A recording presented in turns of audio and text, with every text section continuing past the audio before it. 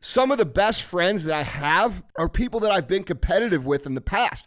And I push them, they push me. And if you have a true champion mindset, you will start to value your competition above everybody else because they are pushing you to improve. So if you have people that you know that are pushing hard to compete with you, you can look at it one of two ways. You could be like, that I hate him.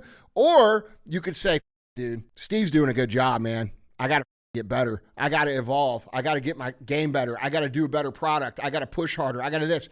And bro, once you start to have the belief and the faith in yourself that you will respond to competition positively because you're a competitor, you like when other people push you. Because without that push, you wouldn't get where you're trying to go. What is up, guys? It's Andy Frisella, and this is the show for the realists. Say goodbye to the lies, the fakeness, and delusions of modern society, and welcome to motherfucking reality. Guys, today we have Q&AF. That's where you submit the Qs, and we give you the answers. Now, you can submit your questions a couple different ways. The first way is... Guys, you can email these questions in to askandy@andyfrisella.com. Or you go on YouTube, in the comment section on the Q&AF episode, drop your question in the comments. We'll pick some from there as well. Now, if you're new to listening to the show, we have shows within the show, okay? Tomorrow, we're going to have CTI. Today, we're having Q&A. Two different kinds of shows. CTI is Cruise the Internet. That's where we put topics on the screen, topics of the day. We speculate on what's true, on what's not true, and then we talk about how we, the people, have to solve these problems going on in the world. Other times throughout the week, we're going to have Real Talk. Real Talk is just 5 to 20 minutes of me giving you some real talk, all right? Other people might call it a rant, but it's always highly useful information. At least I think it is. And then we have 75 Hard Versus. That's where someone who comes on the program, who has completed the 75 Hard program, talks about how they were before, how their life is now, and how they've used the 75 Hard program to get their life realigned. All right, if you're unfamiliar with 75 Hard, it is the initial phase of the Live Hard program, which is the world's most popular mental realignment program in history. But guess what? It's free. All right, you get that at episode 208 on the audio feed for free. It's not on YouTube, only on the audio feed. There is a book available at andyfrisella.com called The Book on Mental Toughness, which outlines the entire Live Hard program, top to bottom, including 75 Hard, plus 10 chapters on mental toughness, why it's important, and how you can build it to build your best life. It also includes case studies from some very famous people that talks about how they use mental toughness to become the very famous people that you admire. All right, that's andyfrisella.com, the book on mental toughness. It's not required because you can get the whole program for free at episode 208. But if you're someone like me who likes the ins and outs and all the details, the book is a tremendous resource. We sell it out almost all the time. Now, with that being said, we do things a little bit differently here, all right? We don't run ads on the show. You're not going to hear me talk about a bunch of shit that I don't use, that someone's paying me to say that I use. We talk about things that matter here. We talk about things that are important, and we talk about things that the internet doesn't really like us talking about, all right? And so I don't run ads on the show because I don't want to answer to these knuckleheads and about what I say or what I don't say, all right? We keep it real here. That's why it's called Real AF. And in exchange for that, I ask very simply that you support us back. Buy my shit, all right? Support our companies. I appreciate that. But most of all, help us share the show, all right? We get traffic throttled, shadow banned. We get messed with all the time with all these platforms for saying the stuff that needs to be said. And so we need your help getting the show out. And that means pay the fee. It means share the show, all right? If you don't share it, the message doesn't get out. So if it makes you think, if it makes you laugh, gives you a new perspective, it's information that you think needs to be heard, don't be a hoe. Share the show. All right. What's up, dude? What's going on, brother? Not much. Yeah. How's everything hanging? It's fucking long and thick, baby. Oh. Wrong guy. Everything else is going good. Yeah, that's good. Yeah, all right. That's good. Sweet, man. Well, a little Monday sauceria. Yeah. Yeah. So no surprise. I have some good ones for you. Oh, you do? Yeah, I do. Okay. Got some good ones here. All right. We're just going to get right into it, get better this week? Yeah, let's do it, man. I always like starting a week off with some personal development, how to get better stuff. You know what I like starting my week off with? Something to eat, probably. Yeah. That's What? how I start my days. I was gonna say racism, but Oh, yeah, that's tomorrow. that's tomorrow. Yeah, that's tomorrow's show. Yeah, man. Let's make some people better today, though, man. All right. Let's knock these out, guys. Andy, question number 1. What's up, Andy? What's up? Andy, I work for a small blue-collar business right now, and I'm learning the trade, and I have some years in already. I've come a long way since the beginning. I'm learning on the job, reading at home, and doing all the correct things to progress. I will start my own business in less than 2 years. The question I have is, I use wanting to put my boss out of business as fuel to push me, and I want him to have to sell his beach house, his boat, pull his kids from private school and go to public school. I want his wife to have to get a job. I want to absolutely dominate in my trade, where people in the same trade across the surrounding areas will see me and hate me because I crush it that hard. Am I fucked up for having this mindset? We got to talk about mindset. Let's do it. Is that a productive mindset to have to get going? Fuck, man, not the kids. Bro, listen. That motherfucker's trying to eat that man's dinner off of his table while it's still hot. All right? I can relate to that. Yeah. All right? Now, here's what I'm going to say. I wouldn't make it your boss, okay? Your boss is doing you a service. Your boss is showing you the ins and outs. You may not like everything that he says or doesn't say, but you should value and respect the man for giving you an opportunity to learn what it is you're trying to learn. With that being said, having the motivation that you're talking about is called being motivated from the dark side, all right? I definitely would recommend not making your boss the enemy, because the truth of the matter is this dude probably has so much more experience and so much money and so much more resources and connections that if you go out on your own, you say, I'm going to put him out of business, this dude's going to step on you like a fucking cockroach, bro, and you're going to be gone. Now, let's talk about this for the minute, all right? Dark energy is highly underrated. It is the most powerful, the most brutal, the most effective form of motivation that you could ever have. It's the shit that'll get you out of bed when you don't feel like doing anything else. And that's something that is never really talked about amongst, the internet feel-good gurus or the people out here who say, oh, I'm not in competition with anybody. Bro, the reality is you absolutely are in competition. There is a competitive nature to the reality, and it's okay to be motivated by wanting to step on motherfuckers' throats to win. Some people are just motivated that way. And I know there's all these positive people out here who say, well, I'm not here to prove them wrong. I'm here to prove my supporters right. Well, in the beginning, you don't have any supporters, motherfucker. You know why? Because you never did anything. You've never shown anybody anything that you can do. You've never displayed that you're capable of doing anything. And so you don't have any supporters. So what are you going to do? I'm going to go out and I'm going to show my mom that I'm exactly who she thought I was. Is that powerful? Or is it more powerful to say, hey, fuck all these motherfuckers. I'm going to go out and I'm going to become the baddest motherfucking business owner that ever existed. And by the way, if you don't like it, I'm going to run you the fuck over. And then I'm going to stomp on your dick afterwards. What's more powerful? I'm going to prove my mom right, or I'm going to drink from the fucking skulls of my enemies. What's more powerful? What makes you want to go more? I can promise you, 100% of you, if you're being honest, you're going to say the second one. You just don't want to say it because it's not culturally approved, and it sounds aggressive, and it sounds toxic.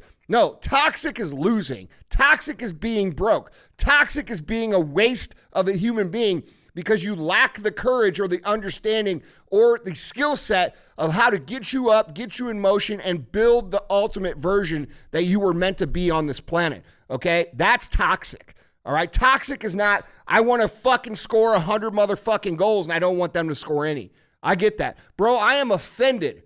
I am personally fucking offended that anybody wants to compete with me. Now, in reality, do I understand it? Yeah, I get it. They're competitors too. I'm not the only competitor.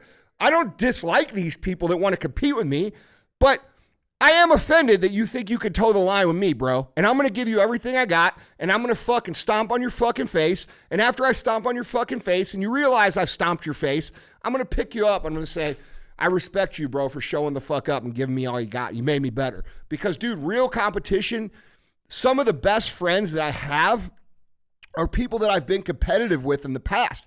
And I push them, they push me. And if you have a true champion mindset and you have the ability to really become a champion in the way that you think, you will start to value your competition above everybody else because they are pushing you to improve. So if you have people that you know that are pushing hard to compete with you, you can look at it one of two ways. You could be like, fuck that motherfucker, I hate him. Or you could say, fuck, dude, Steve's doing a good job, man. I got to fucking get better. I got to evolve. I got to get my game better. I got to do a better product. I got to push harder. I got to this.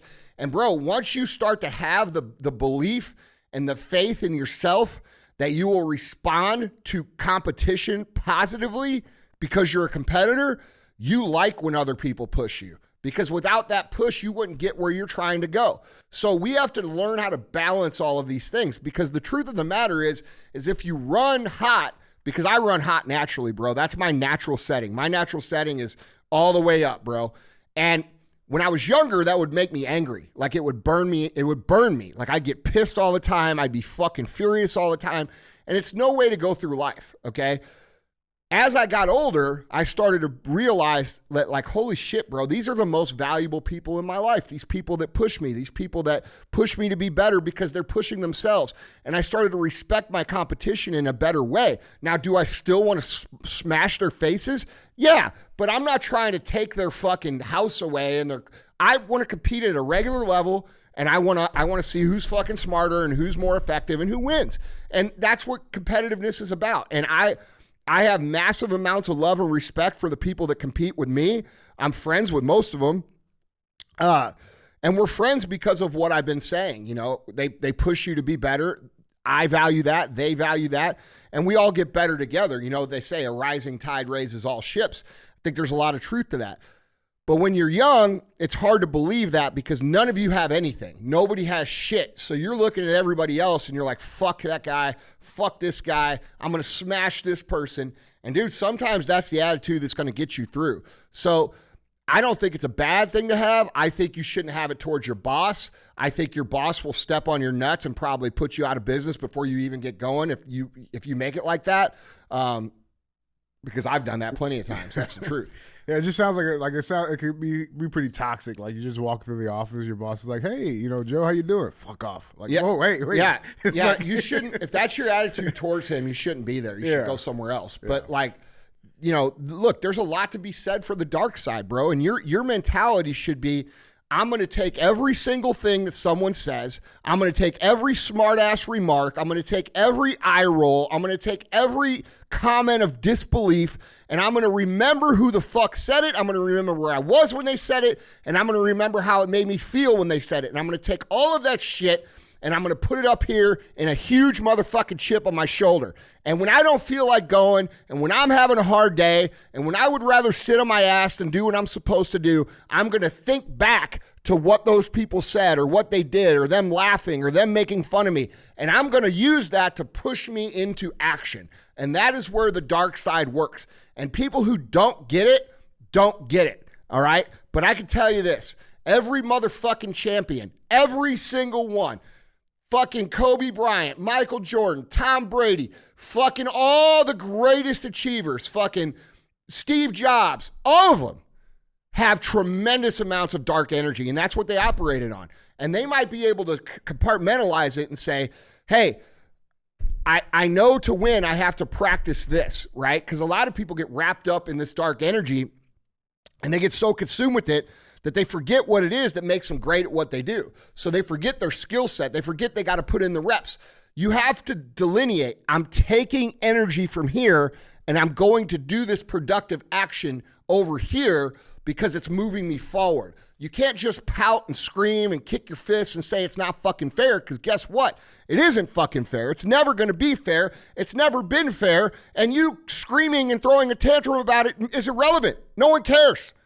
The world doesn't care. God doesn't care. Your family doesn't care. It's not fucking fair, motherfucker. Get that through your brain. Okay? Now, take all of the negative shit, all the shit your parents said, all the shit your cousins said, all the shit your friends and family said, all the laughter, all the doubts, all the eye rolls, all the shit your girlfriend said, and start to fucking remember that shit. Don't memory hole it in some place and forget about it and say, oh, my trauma. No, say, hey, fuck you for not believing me. Now I'm going to go out. I'm going to use this energy to become so big, so successful, so powerful, so undeniable that when I walk in the room, you look at the fucking floor.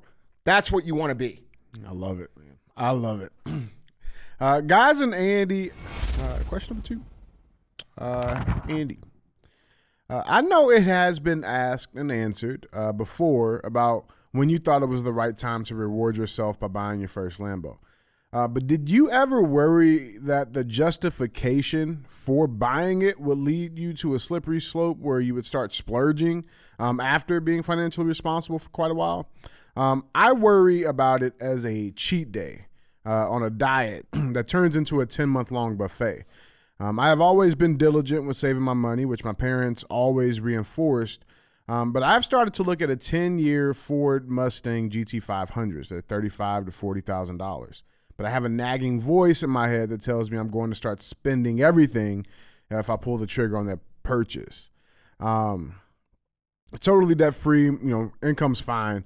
And he has a nice Ford F-150 now. But did you ever hear the same voice? I guess that same haunting voice, I guess, that, this. Yeah. Look, dude, it's normal to have those reservations when you first get in a place where you could start to afford those things. Okay. When I first started being able to afford a couple things, I didn't go straight into Lamborghini.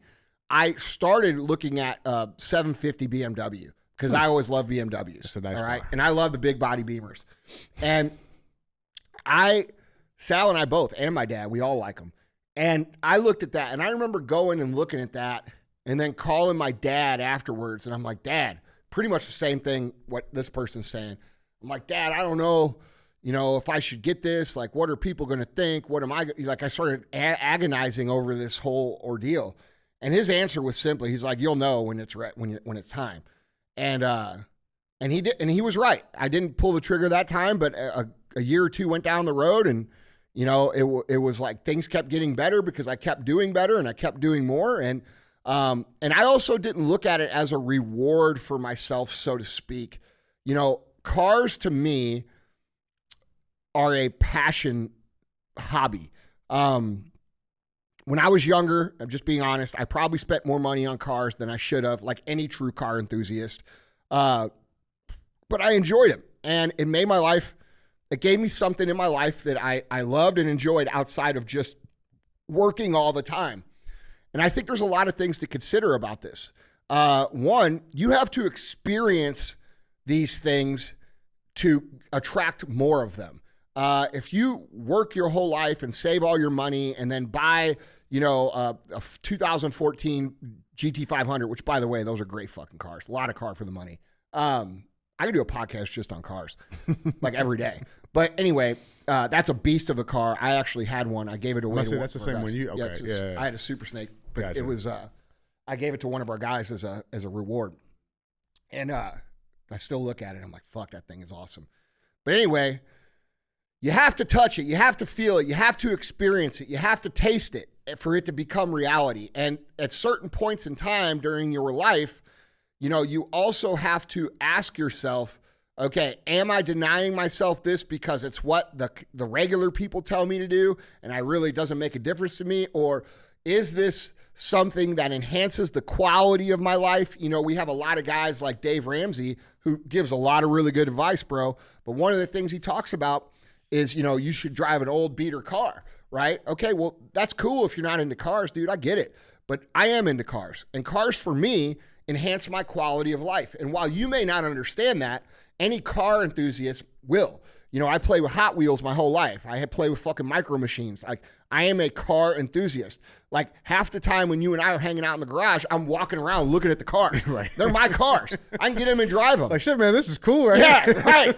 Like, dude, how many times what do I say every fucking time? Every fucking time you get out, man. What do I say? That's fucking awesome. I fucking love this car. It doesn't matter which car. No, every time I pull up to the house, I get out of the car, I say the same thing. I'm like, fuck, I love that car. Or I'll say, fuck, I forgot how much I love this car. Mm-hmm. All right? Because it provide, and like, dude, I get it. You're not into cars. For me, it's part of my life experience. Yeah. Do I want to drive a shitty little beater every day, or do I want to drive something that I fucking love, that makes me happy, that makes me smile, that when I get out, I'm like, fuck, that is awesome? Or do I want to just do the regular thing? And like for car people, the second part of it is a big part. You know, we enjoy driving, we enjoy cars.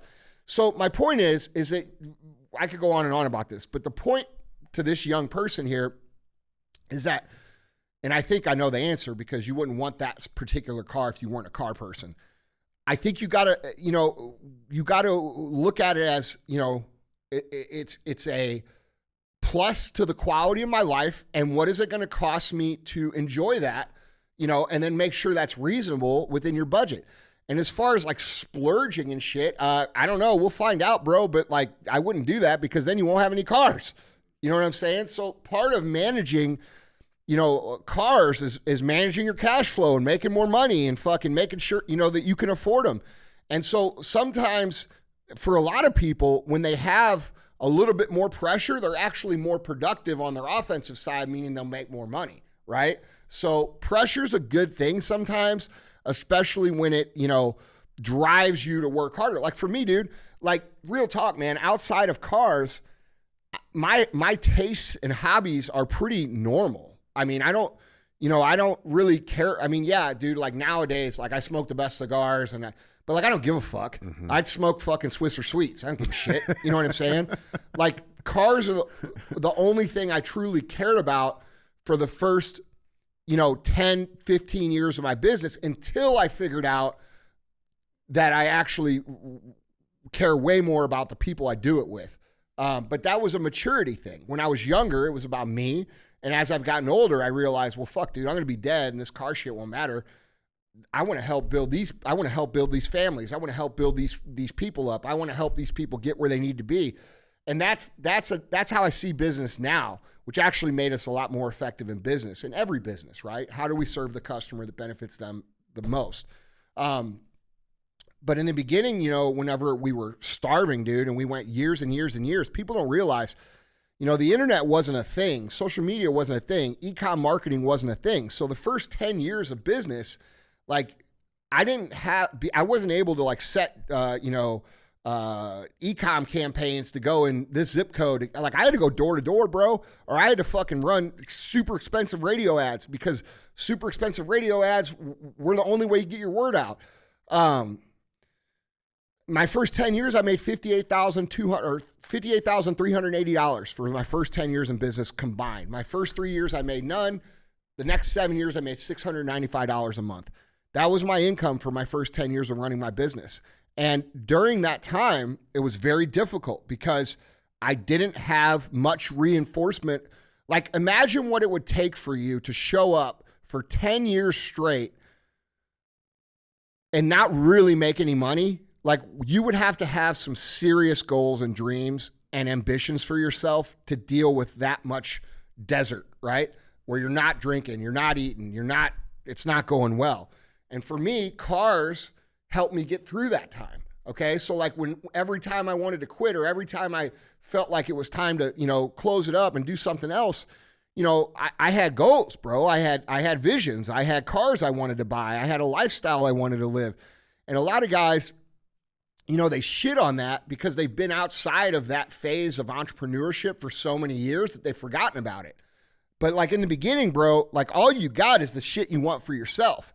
You know, very few people start off on day one and they say, I want to build this huge movement that changes all these people's lives. I didn't fucking do that. Now, that's what I love now. I love it. Yeah, that's where you are now, bro, right? I could afford any car. I could fucking do anything I fucking want to do. Any fucking thing I want to do. Not without exception. Boat, yes. Plane, yes. Doesn't matter. Anything. I love coming here because I have fallen in love with building for my people and us building for our customers. And that goes for every business I'm involved in. It's fun to be good at business by solving people's problems and then having them be appreciative for it. That really matters, especially when we talk about like what we do here, which is get people in shape, help people make money, and fucking do it in a very positive, productive way. that changes people's, family tree, dude, if we're being honest. There's very rewarding. But in the beginning, bro, you don't think like that. In the beginning, you're like, fuck, dude, I don't even have fucking $250. I don't even have a fucking house. I drive this old piece of shit. This is embarrassing. No girls like me, no blah, blah, blah. I got to fix this, right? And so it becomes, what can I get for myself? But what was funny for me, and the way that this flipped over for me, was we got to a point where we were going to close the stores and kind of get out of trying to do First Form. And I was going to go clean carpets, and Chris was going to join OCS school and be a pilot in the military. And so we made this plan to close down the business. And I went to carpet training and got hurt, and I hurt my back, and I was in bed for about 30 days. And during this time, we started having these discussions about, how we were going to close the store. And basically, like, we both decided, I was like, dude, I don't want to clean carpets. That sucks. Like, cause I did hate it. And even though I could make more money, which I could have made more money working at McDonald's, I just don't want to do that. And he's like, yeah, I don't want to go to officer candidate school. And then we started talking about like what we enjoyed about our business. And like what I enjoyed and what he enjoyed was we would have someone, remember back then we didn't have many customers, but we would have someone come in every once in a while, and we would get through to them, and they would come back in 3 months or 4 months, bro, down 100 pounds, down 70 pounds, 6 months, down 200 pounds, and giving you this huge hug, like fucking tears down their face, talking about how we changed their whole fucking life. And they would go on and on and on about all these things. And I loved that. You can't get that in any other business, hardly at all. And that was what we settled on. And we said, okay, well, we'll keep doing this, but we're going to focus on creating that. And once we did that, bro, we grew 100% every year for the next 5 years, and we've built fucking everything you see. And it's not just exclusive to fitness business, it's exclusive to any business. When you go over the top to serve your customer in the right way, they're going to return the loyalty by telling all their friends and all their family. And bro, it just becomes part of a bigger purpose. And, a lot of these guys who have been in business for a long time, they don't really connect with that either. It's just all about the money and all about bro, I don't know how else to make money than to be the best and to over deliver on the solution. I'm not that smart when it comes to how do I, dude, I think that's the right way. And clearly, the longevity of our brand speaks for itself. So my point in saying all of this is to say this. It's okay to have material goals. Material goals are awesome. You need to touch, feel, taste, and smell them often. And don't be afraid to stick your toe in the water and, kind of ease your way into it, and you'll get comfortable, and that will become your reality. And this is the most important part of it. It's my reality now. Okay. Every single fucking day, I drive a different car to work. And I could do that for over a month, every single fucking day. My reality is getting in a car every single day that I love, that I paid major price for, but nothing else is accepted anymore. Like, that's the standard. And that's where you have to. So how are you going to raise your standard if you never fucking try to live that lifestyle? So there's arguments to and against it. But, if I'm talking to you, I'm saying this: don't be afraid to break off a little coin, because if you're truly the right kind of person, it'll motivate you more. And, people who save and save and save and save and save, they never end up being happy that they saved, other than in times of crisis. And like, bro, I believe in myself. If times of crisis come, I'm going to be able to hack it. So that's my 2 cents. And it probably goes against a lot of other people's 2 cents, but I understand the car thing, and I think you should think about touching it and tasting it and feeling it so that you get more of it. Yeah. And it becomes your standard. I was thinking about this actually just Friday when we got back to your house on Friday. It's like, the thought was this, like, man, like, you could have a really shit day, but fuck, you get to drive one of these cars home. Yeah. It's not that bad. Yeah. You know what I'm saying? Yeah. Compared to, if I'm being told I got to drive a fucking beater. Yeah. Have a bad day on top of that. The fucking windows don't roll down right. And by the way, bro, how do you know, which by the way, I've driven those cars. Same. How do you fucking know how how do you know how bad your beater is if you never test the water something better? What makes you raise your standard? Right? Like if you're a young person, you need to consistently stretch out what your standard is, and not in an irresponsible way, but in a responsible way, right? If you don't start stretching, bro, I'm sure your next goal is to have a fucking Ferrari or a Lambo or some cool shit that you want. And how are you ever going to get there if you don't start inching your way there? Right. You see what I'm saying? Right. Like I didn't just go straight out the gate and buy a Lamborghini either, bro.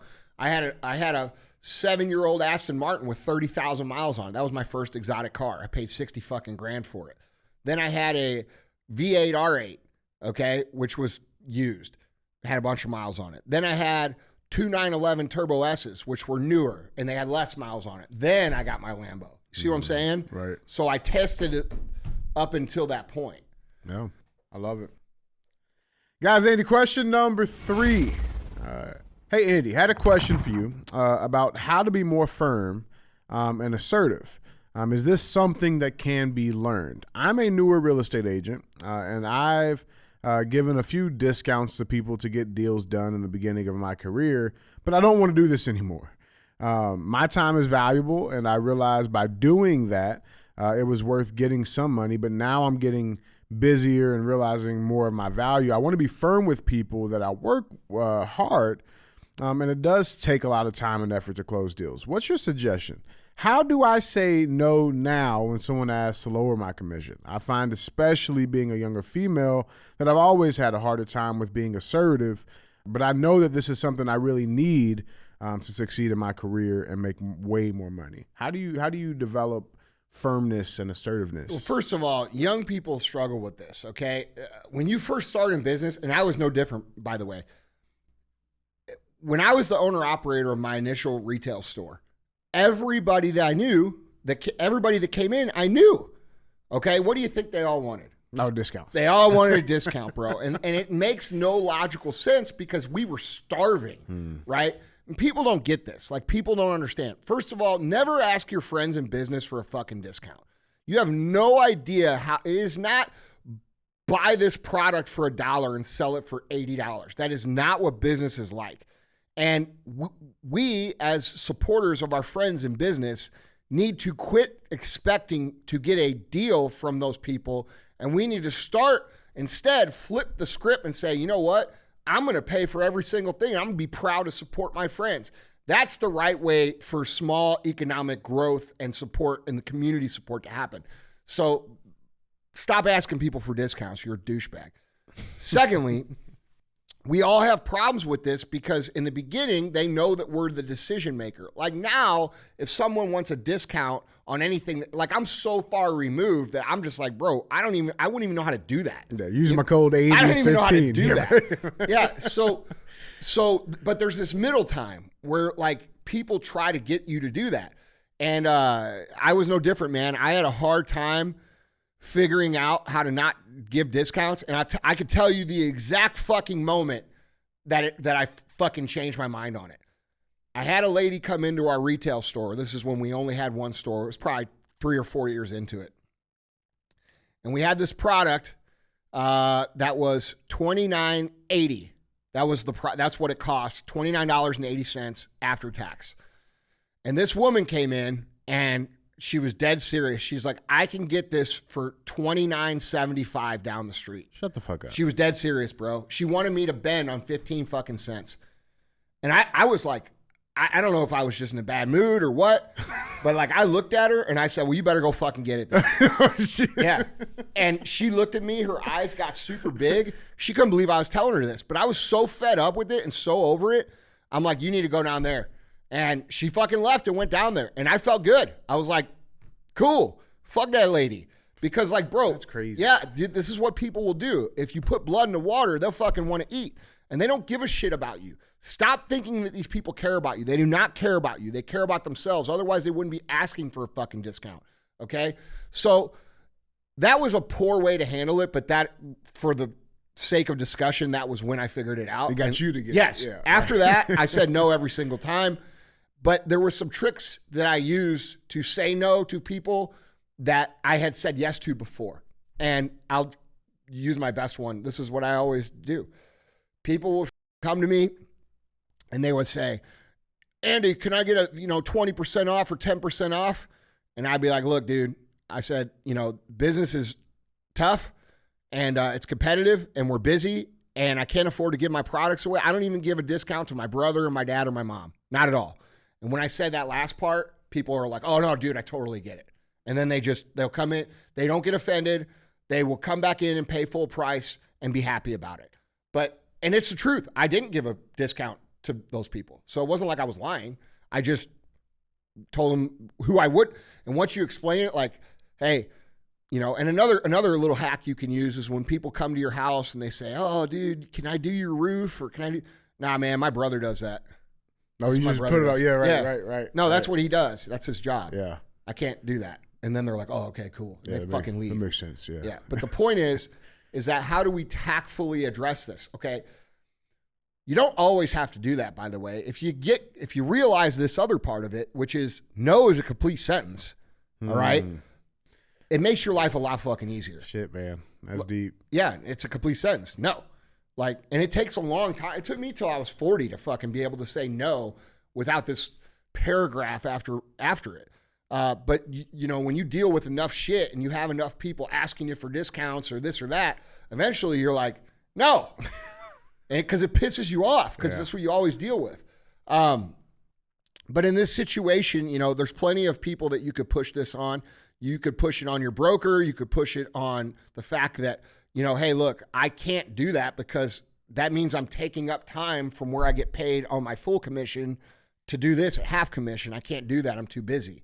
And people will understand that. You could say, hey, I just sold my mom's house, dude, and I didn't give her a fucking discount. Yeah. You know what I'm saying? And kind of those kind of things, because a lot of people don't realize what they're asking. They have this loose interpretation of what it means to be in business. They think because you're in business, you're rich. They think because you're in business, you're fucking rolling in the fucking coins like Uncle Scrooge on DuckTales, bro. They don't understand that it's hard and that the margins are small and that we're highly competitive and that a lot of times as the owner of a business, we're not even getting paid because it goes against the social dynamic that they are presented, which is business owners are rich. Look at what they're saying about taxes right now. They need to pay their share. Motherfucker, if you go down the line that business owners pay in taxes, it's insane. It's insane that we even have the economy that we have. That's how overbearing it is. So when we break this down into, what it's really like to be an entrepreneur for people, they see it differently. But, you're dealing with people who, they want to save $2 and brag about it, Right. 15 cents. Yeah, bro. Dude, for real. That's a real insane, story. Bro, that's insane. Yeah, she looked me straight in the fucking face, bro. And she's like, I can get it 29. The guy's name, this guy had a store down the street. It was called Cliff Hancock. It was called Exercise and Rehab. He ended up being a good dude, but we became friends with him later. But he was competitive. And she said, I can get it for $29.75 down at Cliff's. I said, well, you better fucking go get it then. That was it. It came out of my mouth. It came out of my mouth so fast. Yeah, like fuck, man. Yeah, lady, yeah, dude. It was the way she fucking looked at me, dude. Yeah, like, oh, you're gonna sell me this? No, I'm not. I'd rather price be poor. match. Like what the fuck? Yeah. Well, that's what they used to do because he did that. He would price match, but it created this like. And finally, I stopped doing it because the game was insane. Yeah. Yeah. But look, man, no's a complete sentence. I gave you some techniques on how to defer responsibility for these decisions because when you are the front-facing business owner and the decision maker, it's very hard to say no and still keep the customer unless you do it a tactful way. Tactful ways would include, hey, I can't do that because my broker won't let me. Hey, I just sold my aunt's house. I didn't give her a discount. We're not allowed to do that. 3, I'm so busy. If I did that, it would take away from the time that I would do this, and I can't do that. That doesn't make sense. And yeah, you might have some people walk away in the beginning, but the reality is eventually in a year, you won't have to deal with that ever again. And that's where it makes sense to make the investment in setting a boundary. Up front, yeah. Yeah. I love it, man. I love it. Guys, Andy, happy Monday, man. That was 3. Let's go get it. All right, CTI tomorrow, guys. Don't forget. And let's go kick some ass this week.